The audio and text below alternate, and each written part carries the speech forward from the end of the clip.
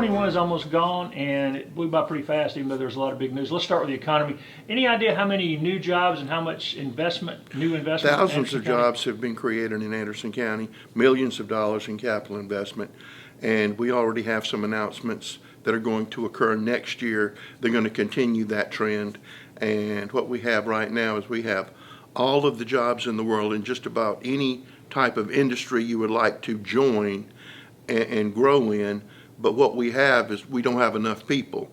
And so what we're trying to do is take some of the people who traditionally have been unemployed to try to find methods to get them into the workplace. And we're also importing talent, like we have a shortage of engineers in certain industries right here. I mean, we have one company who actually brings them in by buses. And so we're going to fill those jobs, but we're all hands on deck on trying to fill those jobs. And as I've said many times, now if you want to start somewhere, you need to start now with these new companies and work your way up. You've had a lot of people who have been with Michelin since Michelin opened its doors. They're now retiring. Those jobs are opening up. So there are a lot of good career jobs available in Anderson County people should take advantage of. And we had record employment in terms of numbers of people employed. We're inching back down, pre-pandemic levels of unemployment, and like I said, the number of people is actually employed. We're going to become, I guess the counties around us are going to start becoming bedroom communities for Anderson to try to fill all those. And to a degree, some already are. And we've been told by some of the surrounding counties, y'all keep it up. You're employing our citizens. We appreciate it greatly. And average pay's continued to rise, right? It's around $21 an hour. 10 years ago, it was around $13 an hour. Some of the newer jobs that we have coming on are going to make that increase even further. So that's good news for all of us. And one of the barriers you've been working on to overcome is transportation. For some of It's transportation. Particularly swinging shifts. Swinging shifts. Hopefully our Uber project will fill some of those holes by offering rides for a limited number of time to get people back and forth until they can get on their feet and find their own transportation or buy a car. As I mentioned, we have one car dealership that if you have, you've been working there for just a very small amount of time, you've been faithful, they will help you get into a car. So, this is a total program to help you move ahead. And it's a good time to remind people that Anderson County has always been a leader as the top international business presence in the state with more than 50 companies representing 18 countries. I know y'all have been working hard. When talking about bringing in jobs, y'all are not just trying to bring in, there was a day when any job was a job, but now y'all are kind of particular about it. Well, we don't have to take any job, and we have certain benchmarks. If we're going to do a fee in lieu of tax deal, then you're going to have a certain level of pay per hour. You're going to have benefits and a whole host of other things that you're going to have to do. If you're not able to meet those things, then you really don't need to be in Anderson County. Which is why, people say we've passed on warehouses and distribution centers and those things. They just don't pay enough and don't bring enough long term. You're going to get distribution centers just because of where we are, right in the middle of Atlanta and Charlotte. You're going to get some of those. But what we like, people who make things, we're a manufacturing community, but we're also at the same time an agricultural community. And both of those sectors seem to be going real well. And now we're becoming a tourism destination. What we have coming up is we have the 4th Bassmaster Classic that's coming in here. That's just a couple of months away. They were in here this week, but since the last Bassmaster, they haven't seen all the new improvements in Green Pond. They were blown away. They also, when they came, they brought all of their sponsors who sponsor the event, and they were blown away. So that's going to be a big event. We also have the Dixie Youth Championship, National Championship that's coming here this summer. That's going to bring people from everywhere. I wouldn't doubt that we wouldn't have 10,000 people in for that. And that's all over the county. Well, it's all over the county, headquartered at the Civic Center. And we're also going to have the state Dixie Youth Tournament. So that's going to be a whole lot of people coming to Anderson County. So our tourism, our Convention and Visitor Center Bureau, and the Dixie Youth, we're doing that in association with the town of Belton because they have a huge, strong connection with Dixie Youth, and so we're bringing that in. So that's going to be a big deal, and we have several other events. In January, we're going to have the Striper Tournament, our annual Striper Tournament, which is getting bigger and better, and that's the tournament where you bring canned goods. That's how That's how you enter, and we feed a whole lot of people off of that striper tournament. So we've got that coming, and there are things that I'm leaving out that are coming that are already I booked. want to get back to recreation more in a minute, but I don't want to leave completely yet. Why has this been such an attractive place for international companies to come? I mean, that's been something I know y'all have targeted because they tend to bring in better jobs and better benefits and that kind of thing. Well, one of the things is they like stable government. Anderson County's, you know, we don't have a lot of drama, a lot of stuff going on. They feel secure. It's a hands-on effort that our council members meet with industry. I meet with them. Our economic development department meets with them. We have total immersion into Anderson County. We bring everybody that you need to talk to into one room, usually this room. We sit here, we work out any problems they have. We try to streamline the permitting process. We have excellent relationships with state agencies who are involved in federal agencies, and we've just gotten it down to a science. It's easy to do business in Anderson County. They will tell you that. And that's why our slogan is where the world comes to work, because all of these people are coming from everywhere, and we have more foreign announcements that we will be making in the coming year. So it's just a good place to do business. Clemson University is a big help. Tri-County Tech is a big help. Anderson University is a big help. That lake sitting over there provides you a world-class quality of life. There's a lot to do here, and people have said this 1,000 times. If you want to go to the mountains, you're in the mountains in an hour. And if you want to go to the beach and you drive like I do, you can be there in 3 hours. You pretty much got everything, and we're getting more things because of the increase in wages and the population growth. A lot of the commercial activities that you see in Greenville or other large cities are now looking at Anderson. We're going to have some extremely exciting commercial development announcements in the coming year. But also talking about that, and again, trying to be inclusive to all the county, we have the Equinox project, which we hope will start sometime in the next several months. Completely redo that old Equinox site, which is nothing but rubble. We've worked in association with the city of Anderson on the Chemtex deals. If anybody knows where the Chemtex building is, that's going to be redeveloped. And there are developers looking at the old Abney or Anderson mill right there. We're fixing to put out a request for proposal on another mill area, the Toxway mill area that we've totally cleaned up. We think that's going to be very attractive to developers. And so, we're bringing in new things. We're trying to revitalize old areas. We're trying to tear down dilapidated houses. There's something that the county is involved in every second, trying to do something to make things better for the people in Anderson County. And you talk about that quality of life. Sometimes people look and see you're spending money on parks and quality of life. Those things are as important as infrastructure in some ways. It's more important this day and time. There are a lot of nice places you can go put a company or something like that. I think we're the best. But that's what people look for. Do you think these people who are getting out with masters and engineering degrees and they can go anywhere in the world they want, you know what they want to do? They want to get outside and play when they're not working. And I mean that. They want to get outside and play. That whole generation, while you have the traditional let's go to the football game, let's go do this, you have a whole nother generation that is coming up, and their thing is let's go take a hike, let's go kayaking, let's go do this. It's almost a shift in that. Is it total? No, but we're seeing a lot more of it. We've got our second kayak fishing tournament coming up.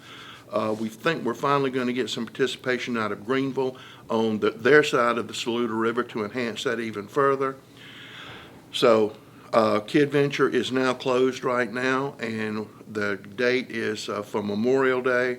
We've got construction going on at Wellington Park right now, which we're real excited about, and several other areas we're looking at. The East-West Parkway should be connected by this summer. We're still pursuing that idea of running a trail from here to Pendleton. We've even had talks about how can we get it to Williamston. All of those things will happen. It's just how fast they will happen. You're reading my mind on some of these, but let's kind of break them down a little bit. You mentioned Green Pond earlier and the upcoming tournaments and the ones that have been here. And Green Pond, people forget, it hadn't really been here that long. Remind people why it's been such a big deal in such a short time. Well, a lot of people, our initial thing was, well, we always wanted to do it. When I got here, we wanted to do it. What kicked it off was the Pcb Settlement. And they gave money to restore the fisheries that had been damaged on Lake Hartwell. So we took that PCB money and started the first phase. And that was a settlement from a private company who put PCBs in Lake Hartwell. We did such a good job on that, not me, our staff, people who work here, that we got sports fishers grants. Those things are hard. You usually get one. We've had more than one. We'll probably get another one. And Department of Natural Resources in South Carolina really likes us because everything that we told them that we were going to do, we've done. So they've been very supportive and help us find money to do things like that. But another thing, we have some exciting events coming up that I can't talk about right now at Green Pond that are other than fishing. And we're very excited about that. One of them I can talk about is we're going to have an antique boat show. You know those $200,000 old restored wooden boats? And what I'm looking for right now is with our new Coliseum that sits up there and there's a stage down here, we need to have some local theater group put on a play there. And we also intend to have concerts out there. So it's going to be a multi-use facility. Fishing, yes. Concerts, hopefully. Concerts for sure. And hopefully we can get a local group who would go out there and have Shakespeare by the Lake or something like that. Stephen Sondheim Review, something like that. But it's also been a huge economic engine. I mean, it's been a cash cow. It is a cash cow. We get an accommodations tax, and that's a tax on hotel rooms. If you're not staying in a hotel room, you're not paying it. And that is going up. And for just the last 3 months, it's going up and up and up, and it's because of outdoor recreation and fishing. They come in here. I mean, hotels have re-engineered their parking lots so when they come in with their truck and their trailer, they can plug it in right there at the hotel. And we had one hotel said, "How come I never get any fishing business?" And said, "Because you don't have the plug-in." They said, "We'll have it," and they have it now, so they're getting their share of it. So it's good, and it's good for all of us. And it's also, we've talked about it before, a recreation place for people who don't have a boat and just want to get out to the lake in a safe place. If you want to go out there and just sit up there and read a book, There's a beach and go to that little beach, read a book, sit up on that hill, just hang out. If you want to get a workout, just walk around that road, because I promise you after you circle that 2 times, you'll be in excellent physical health. And while the lake's been pretty well known for a while, the Green Pond has helped put Hartwell Lake on some national, international maps. Oh, we're noted as one of the best bass fishing lakes in the United States, and that increases. And the more fishermen who come here, I mean, you know, and I've said this before, but people think, well, you got these people in here, they fish for 3 days. No, they don't fish for 3 days. They will come in here and fish and fish and fish, practicing for that event. And then at a certain point in time, bass closes that lake off. You can't fish, you know. It's off limits to you. But, I mean, people come here all the time practicing, not just for the Classic, but for the other events, the other bass fishing events. We have one large crappie event that does real well. So it's in the striper event coming up. You know, if we could find some spot tails, we'd put them in there and we'd have one of those fishing tournaments. In high school and college. And I love the high school and college tournaments because you have a lot of mothers, fathers, uncles, brothers, and everybody who come in there to participate. It's a festive atmosphere. And with that new Coliseum that we have now and the place where you can weigh in, nobody else has that. Nobody has that in the whole country. And then across the county, Dolly Cooper, you mentioned the Saluda River and the Blue Trail and all that. What was the impetus behind rebooting out at Dolly Cooper? Because it kind of set still. I know Matt Sheld had some plans years ago, but the money wasn't there. Councilman Jimmy Davis has taken a firm interest in that. So has Senator Cash. So has Representative Wes Cox. And they've really gone out and found a lot of money for us that helps us do these things right now. We should be very close to putting up a big shelter out there. We're working on bathrooms for that. And if you go out there, it didn't get much use. It's getting a lot of use now. And that walking trail by the river, it gets a lot of use. But we have a lot more ideas that we want to do over there. We've done the master plan. Blake Sanders did that. Councilman Davis ramrodded that. So we know what we want to do. But there's so much that we can do, and it is a natural spot in the fastest growing area of the county.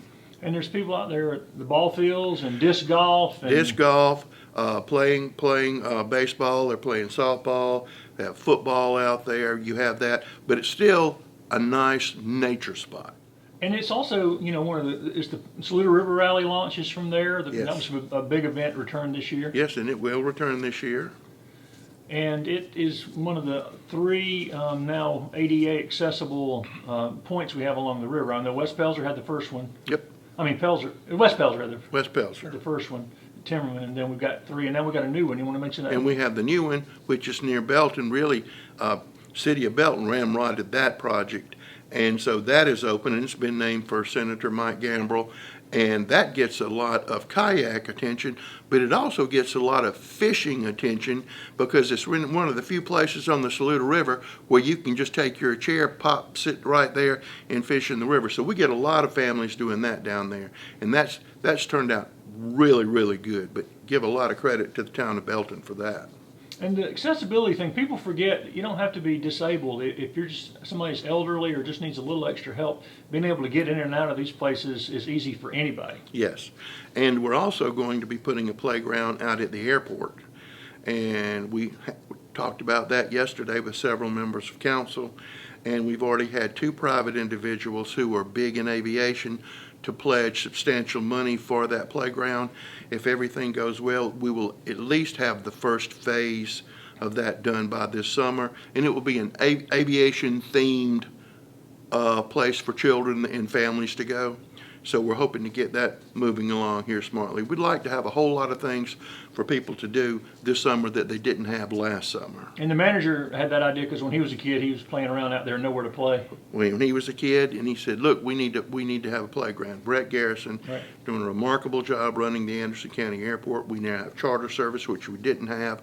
We were talking yesterday.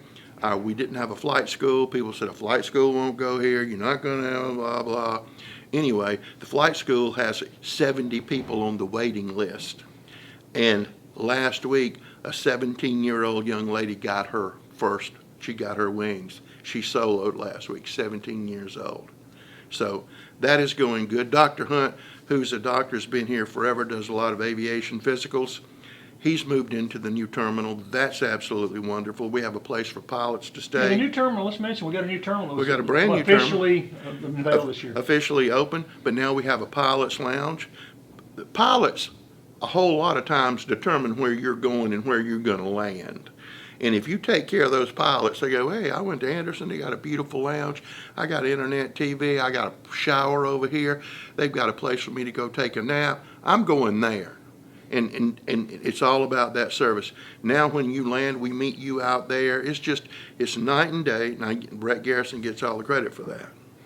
Well, and back to the parks closer to the city, you mentioned Wellington earlier, which has been a historic recreation area, Anderson. People forget everything from textile baseball to... Back in the day, it was the hot spot, but we're putting that combination soccer/basketball court. We had a meeting with some wonderful individuals this week about programming some recreation down there, basketball camps. We'd like to get a little recreation baseball, softball league down there. But we're doing that. We're doing some other work. We're fixing up the ball field. But we need to fill that area up with things for people to do too. Hopefully one day's council's desire that we can get a splash pad down there, like the splash pad we're going to build at the Civic Center. And the impetus for that was really just local citizens saw a need. How important is it for local citizens just to see those needs and help the county identify what needs to be done?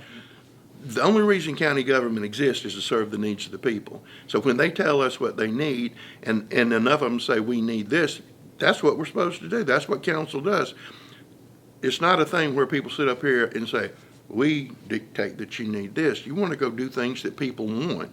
And now that we're able to take this accommodations money from people coming here to go fish and everything else, we have a little bit more money to do that. So we're able to do a lot, but we still have a long ways to go in recreation. We have a tremendous amount of things we need to do to enhance recreation in Anderson County. Well, there's like 30 parks here. I mean, There are 30 parks, but we need to do some more development on those parks. Everything that we're doing now and in the future is going to be completely ADA, so everybody can enjoy it. We want a Miracle League field. That's on our wish list right there. Right across from Kidventure, the Vets Helping Vets organization going to put a veterans memorial over there, and they've gotten their final plan, and they're working on that, and they're going to be reaching out to the community for donations, and so that's going to be exciting. It'll be across from Kidventure, and it'll be a park-like setting as opposed to there's a statue. Look, also, council green-lighted this week, and this involves the city of Anderson and Anderson County. We removed the fireman's memorial that was out at the Civic Center because the only thing that served was a place for the ducks to come over there and The Ducks Restaurant. that's a polite way of saying exactly what it was, and we clean it every day, and in 3 hours it was horrible.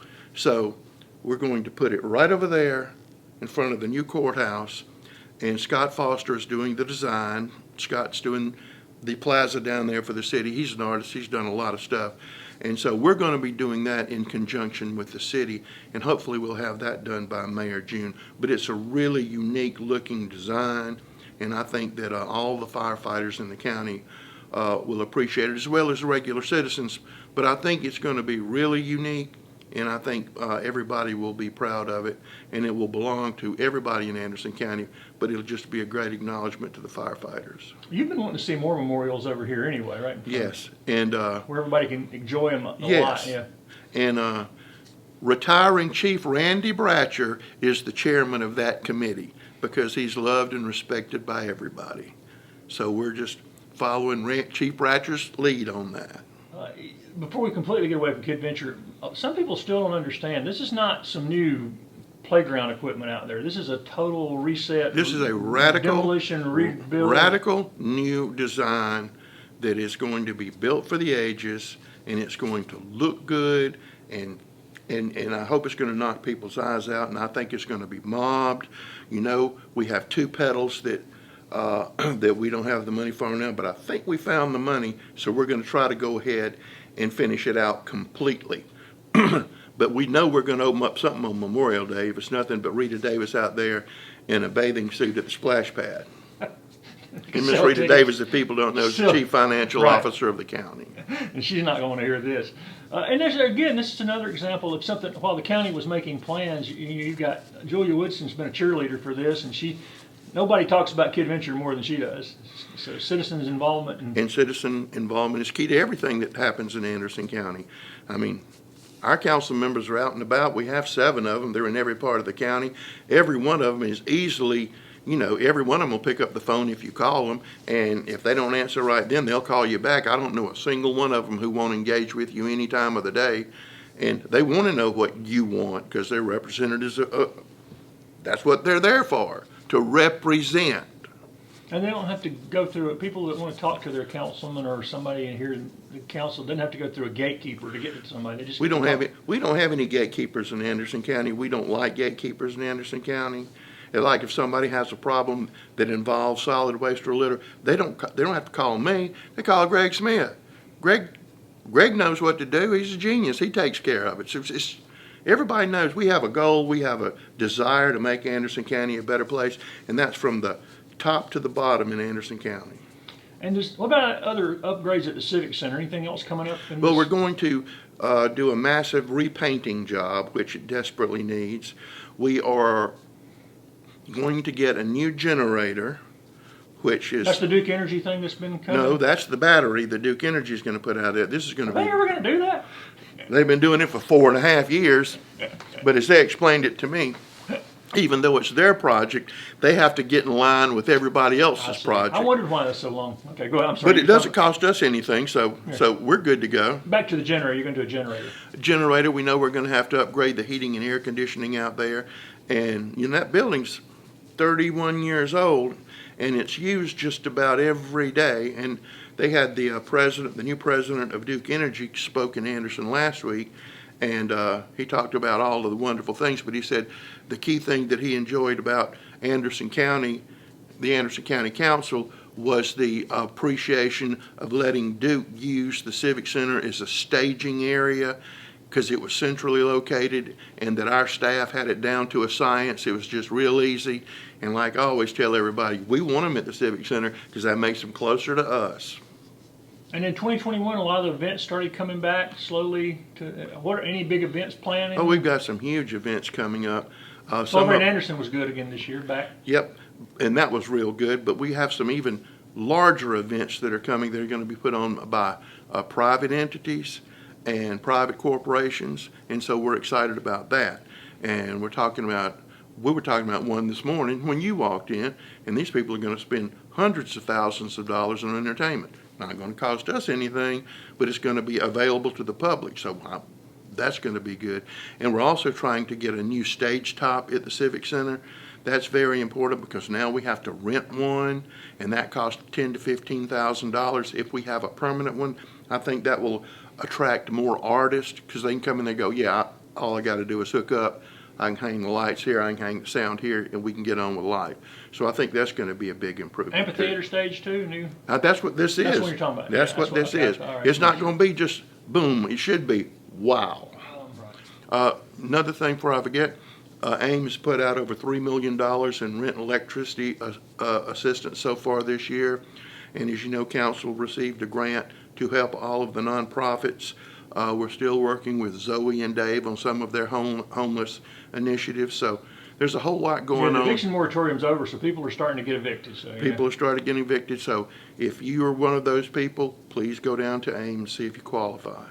The farmers market also kind of got back to a normal schedule this year. Did the farmers and vendors return as expected? Everything yes, okay? Farmers market's too small.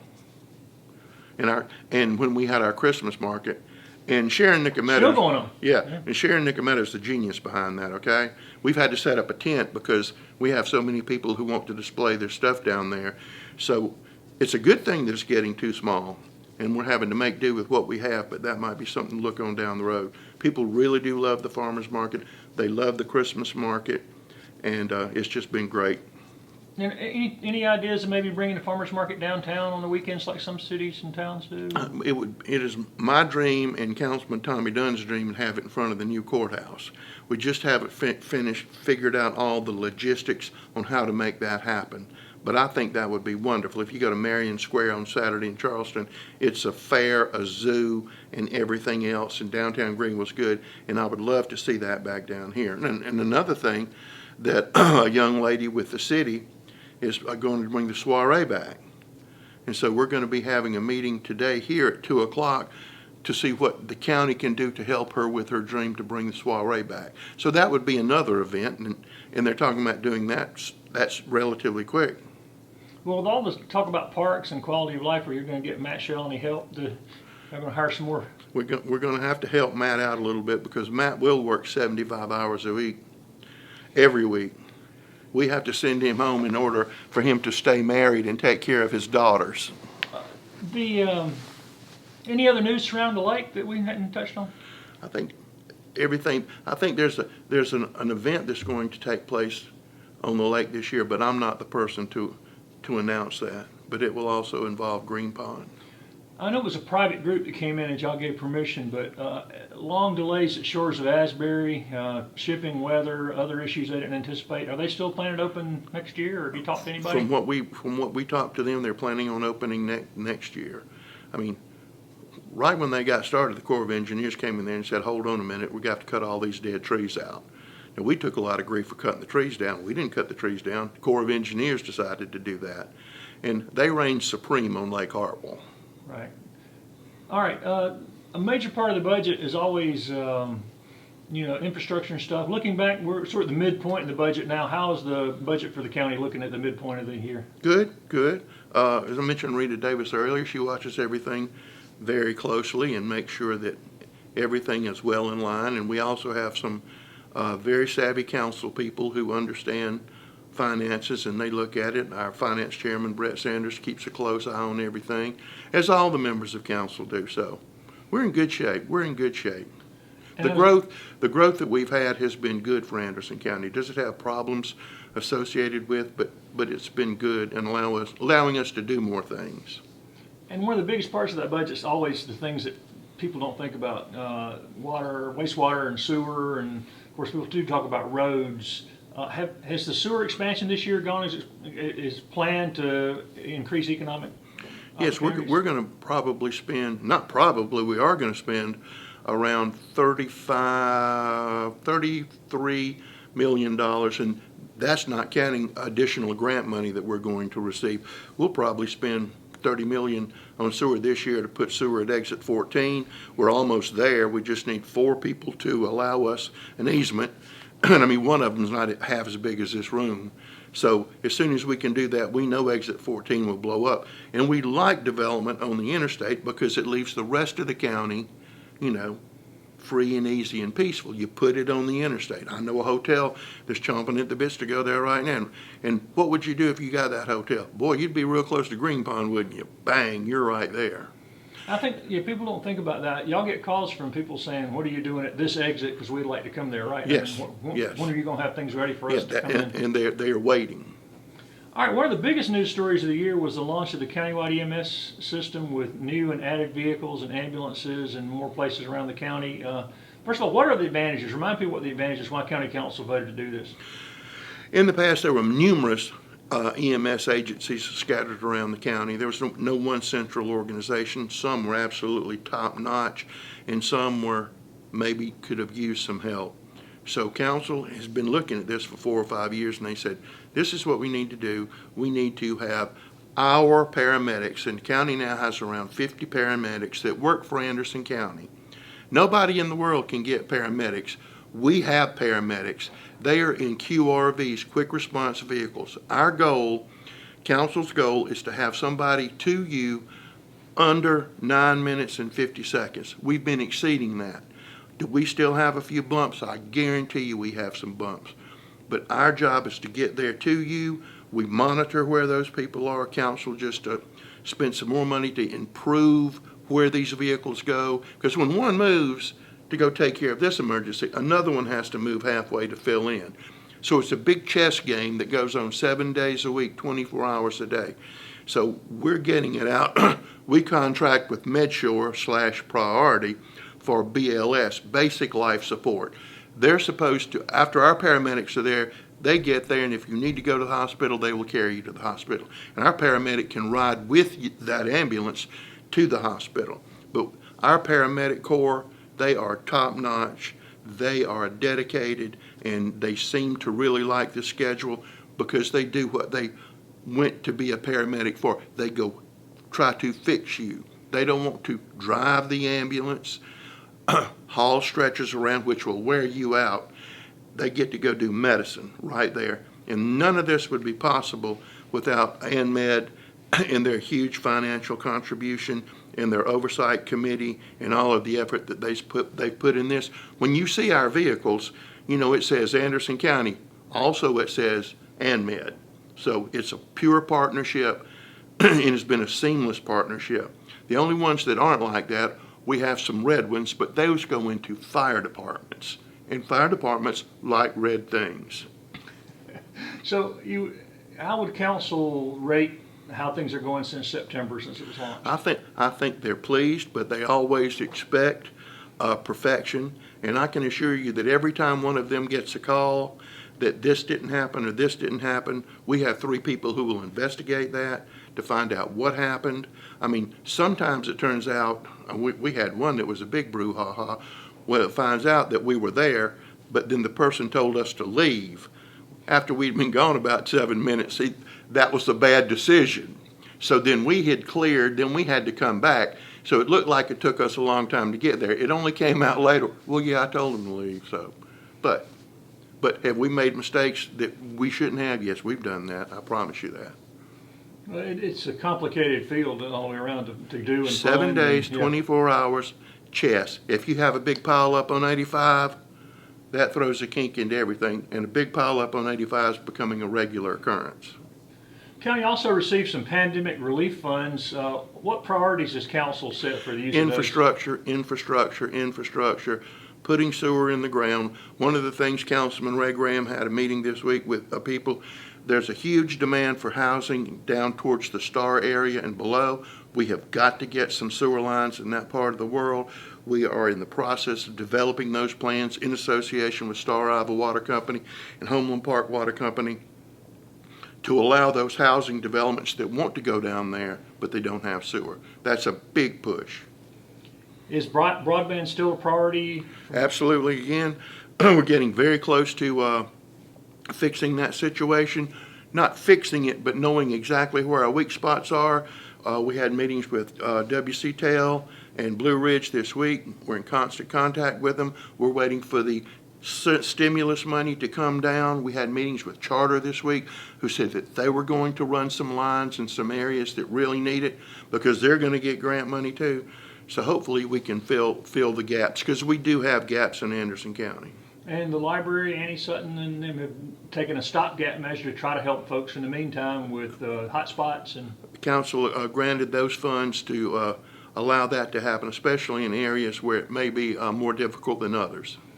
yeah, it's been our library's really stepped up during this 2021 year too. Again, Everybody- they've always done a good job with faith, and now they got a new director. And Everybody in Anderson County has stepped up and they've worked very hard.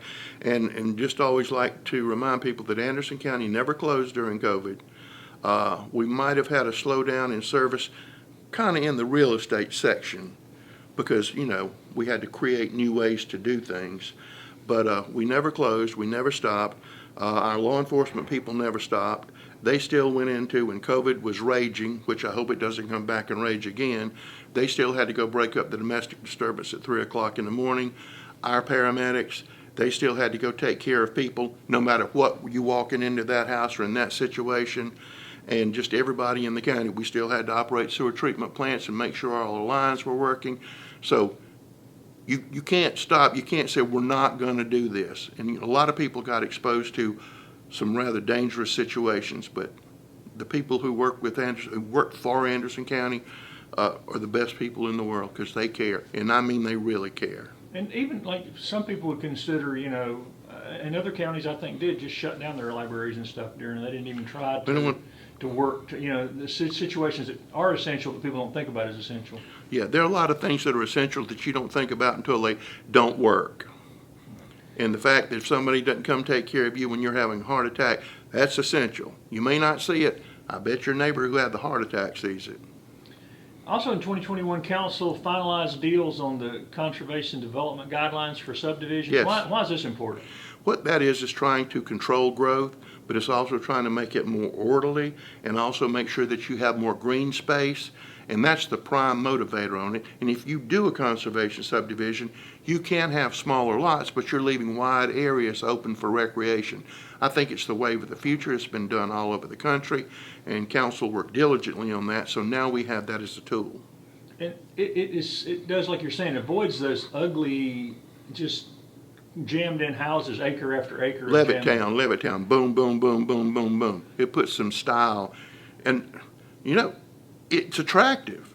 It's a nice place to live. Well, housing is scarce, especially affordable housing. Is there anything county can do to help? The thing we can do is put those sewer lines and associated with water companies, put those water lines out and allow people to have places to live. That's what we can do. What council can also do is make sure that they keep wages rising so people can afford houses. Those are the things they're doing. Also, they're trying to keep the renters and people who can't pay their electricity in their houses. But there are a whole lot of people who want to do houses. And one of the big things on this mill redevelopment project we're doing, those will be attainable homes and apartments. And I hate the term affordable, and I hate low income. They're attainable. And that's what we lack, attainable. To get an apartment right now in Anderson County, average probably going to cost you average $1,250. That's average for an apartment if you can find one. And that means your hourly income needs to be $24 an hour just to get an average apartment. To get an average apartment, how are you going to save up? Right. And that you mentioned that development, that is potential. When you talk about the other mills too, those places do bring in the kind of housing closer to town, closer to jobs, the walkability sort of stuff. You do Equinox, you do the Chemtex project, the Anderson Mill project takes place, the Toxway project over there. Where are those people going to go? You're going to dump them right here in town. What's that going to do? You're going to have more restaurants, more stores.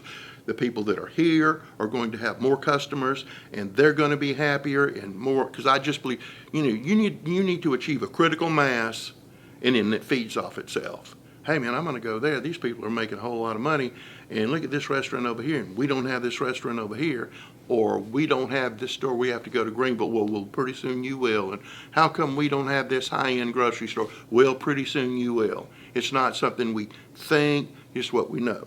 Because those companies have matrix that they look at and say, once you hit this number, we're there, right? Take the cookie cutter, demographics, income, a location, you pop it down, we're going there. That's how that works. The final census numbers came in this year. Yes. Do you think Anderson County got a good count? I think it put us a little bit under 205,000. I think every census count is low across the country because really they cut it off a year before, and everybody knows that COVID caused the count to be lower. And we did everything we could. Zoe did everything she could going out and trying to get people to participate in the census. So I'd feel comfortable saying we probably have around 215,000 people at a minimum, but I would imagine tomorrow it'll be 200,000, 15, and another 100. And one of the most interesting parts of that census news was the income jumped from 39 to 54,000. Yep, and that makes us smile all day long. That's the whole point. That's the reason. A beautiful place attracts people. They have a good place to work.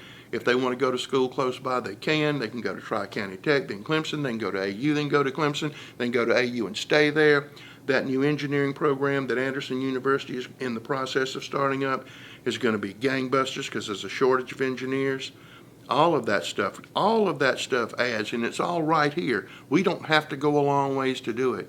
And we don't have to, our best and brightest don't have to go somewhere to get a job. Some of them do because all young people want to get out and move around.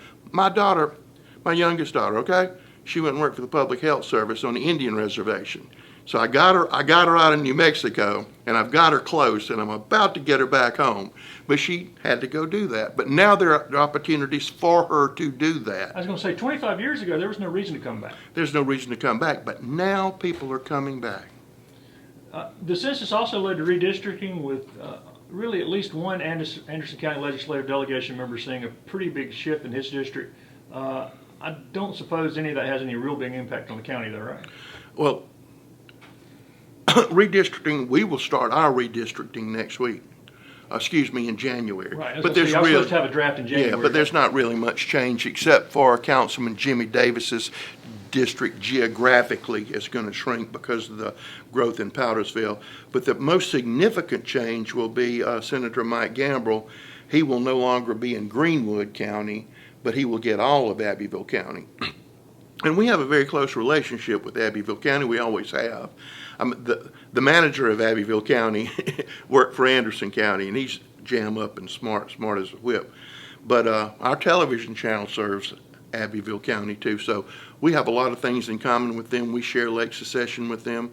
WC Tail, one of our big broadband providers in association with Blue Ridge, which is called Upcountry Fiber, they're Abbeville, so we're natural partners.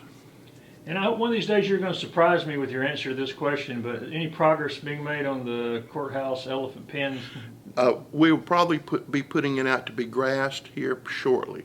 Still not the development, not the ideal development, but as the growth continues happening downtown and all of these mill sites get redeveloped and the Palmetto building opens up for full occupancy and some of these other projects that are going to put more people down here, that will be the time to do it.